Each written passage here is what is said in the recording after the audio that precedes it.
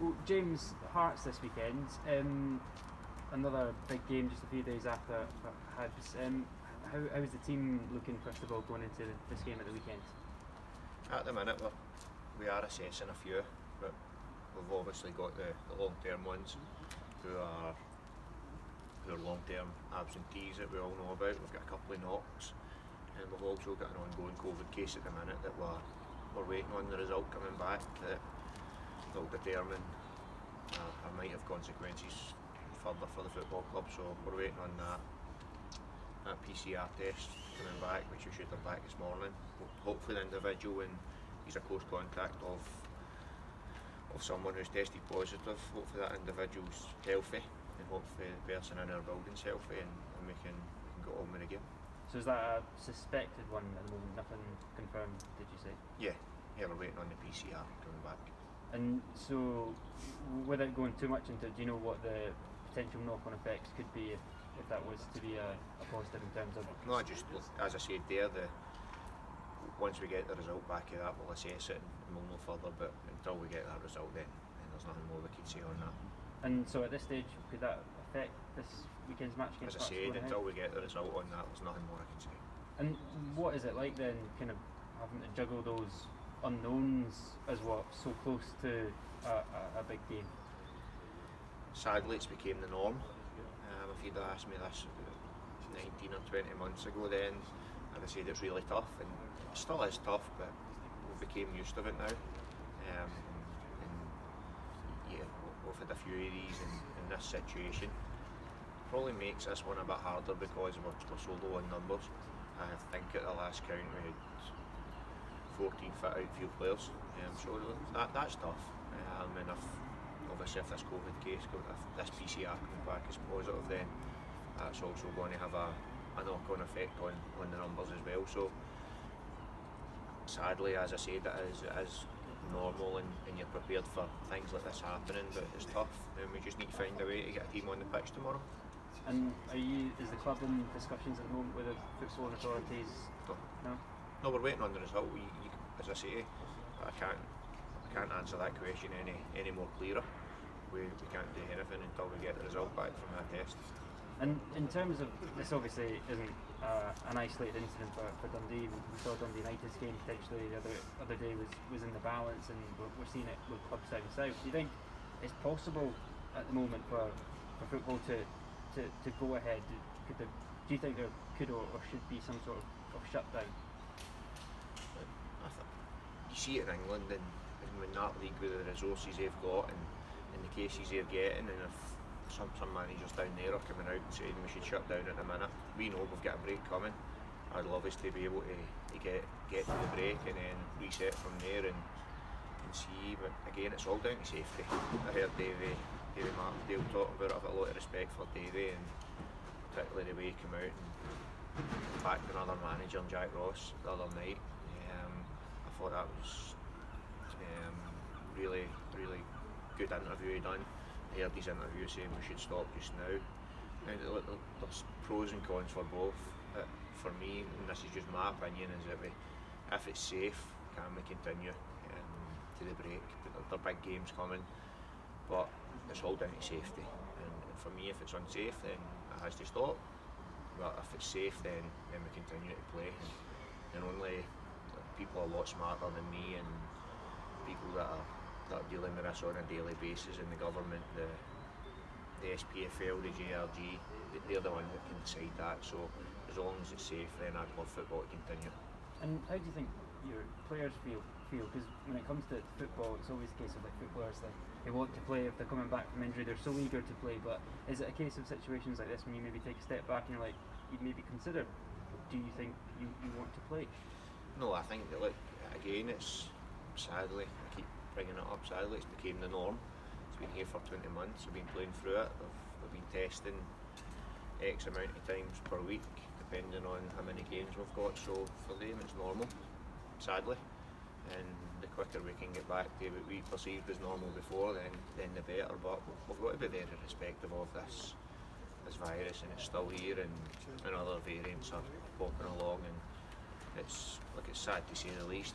But football is just one aspect of it. There's people losing lives over this, so we've got to respect that as well. So my biggest thing is, as long as it's safe, then football continues. When it becomes unsafe to get fans in, or for players, then I'm sure the people that are a lot smarter than me will make the right decision.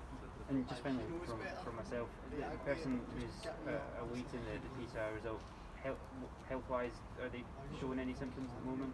Do you know? I generally can't comment on that. I'm sorry. And in terms of if the game does go ahead, in terms of getting the reaction from the defeat at Hibs, how's Paul McMillan's reaction been like? Obviously, an unfortunate situation to come in with the own goal. Great. It's unfortunate, yeah, but what he does an honours run from one end of the pitch to the other to defend. Paul McMillan's been outstanding for me. The day he walked into this building, outstanding for this football club, and he's burst from one edge of one box to the other through himself, and the Hibs player had a tap in. 9.5 times out of 10 that ball goes anywhere else but in the net. So no, you can't. I don't think you can lay one finger of blame with Paul McMillan for that. He'll be fine. He'll be desperate to get back out there and play. And just finally, I think you mentioned it briefly at the start, but in terms of away from potential COVID cases, team-wise, in terms of overall injuries, is there anyone new who could return? No, there's more out, if I'm honest. So we are at the minute, we're racking our brains in there to get 11 players on the pitch and hoping this COVID case doesn't cause us any more issues at the minute. But as I say, safety first. But we'll find 11 players and we'll find a system that can compete with Hearts. So that's what we need to do. We'll stick together. We're a resilient bunch, but look, it's a testing time for the football club at the minute. I'm not going to lie. Not in terms of the last fixtures. I just mean the last couple of days with injuries and with the COVID one coming up. So, but every club's faced it, so I'm not crying about it. We've got to find 11 players, and if it's 11 players in one sub, 11 players in two subs, then we'll go ahead and we'll play the game and we'll give everything to try and get a positive result for Dundee Football Club. And just to be clear, at this point, are you potentially having to look to the youth team to fill a team, or do you have 11 senior players? Unfortunately, with the youth team, we made a call at the start to get a lot of them. Not unfortunately, I'll take that back. I believe we made the right call to get a lot of them out on loan for their own development. We had a very big squad. You just look back, there were senior players missing out 4 weeks ago. Now all of a sudden we're down to this. So a lot of the youth players, even the younger ones, are out on loan, so we can't use them. Hence the fact that we've sometimes only had 6 subs.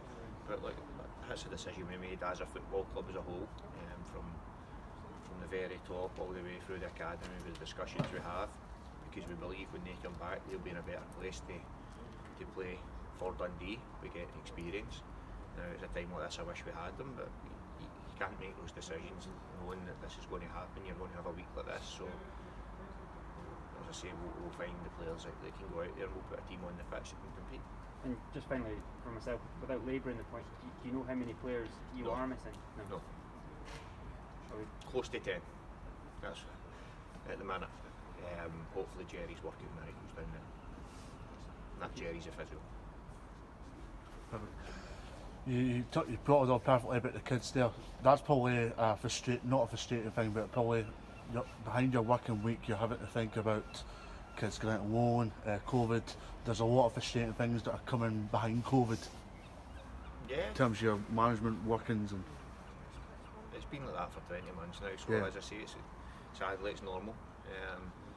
I feel for, not take away the football club, I feel for society, because everyone's dealing with this. I touched on it there with Brian. I've got a 2-year-old who thinks it's normal that everyone wears masks. Now, that's me talking from a personal point of view, and I'm glad everyone is wearing masks. Let me make that clear. But she just thinks that's normal. Now, she's been brought up in most of her life in the pandemic. So, you add on to that, you get to the serious side where there's people lost their life due to this virus. So, like, football's a small part that that can we play to help lift spirits? We're coming at a time of year where everyone should be enjoying it with their families, with their friends, with their loved ones, and again this is coming back and it's coming back again with vengeance, and the restrictions look like they're picking up again. So look, I hope everyone can be safe. Hopefully football can continue, but the big thing, look, it's normal for us as a football club to be dealing with this, but the big thing is we keep it safe. The supporters are going to be vital tomorrow against Hearts, in the Derry against Motherwell, St Johnstone. What a noise. The St Johnstone game will go as far as to say it's the loudest I've seen the Derry in a very long time. Full stadium, I would say, since my first year here.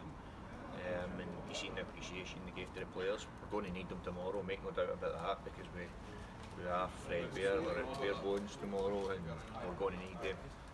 We're going to need them right behind us for the get-go, and we'll put a team on the pitch that will fight for this football club to try and get a result against a very good Hearts side. Hearts are a bit hot and cold, but they're a good side. They're a good side. Look, everyone thought they got the bouncy win in the Championship and coming up and starting very well, but they've continued that run. They're a good side. We got a point at Tynecastle.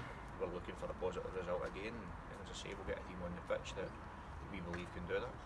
Is it about trying to respond from the Ross County and Hibs disappointment going into tomorrow? Have you worked on things to try and not eradicate things, but worked on things to try and improve fortunes? I think against Hibs we were very unfortunate Yeah. not to come away with a point. We're always working on things, but this week has been a bit difficult to work on anything. Say we played Ross County, we come back, we recovered, we played Hibs, and injuries mounted up. The COVID case came along, so we've had to adjust what we've been doing. So, but look, that's not an excuse. We'll not use it as an excuse. We'll have a team on the pitch tomorrow to compete with Hearts. Lovely. Thanks, James. Cheers, thank you. Cheers.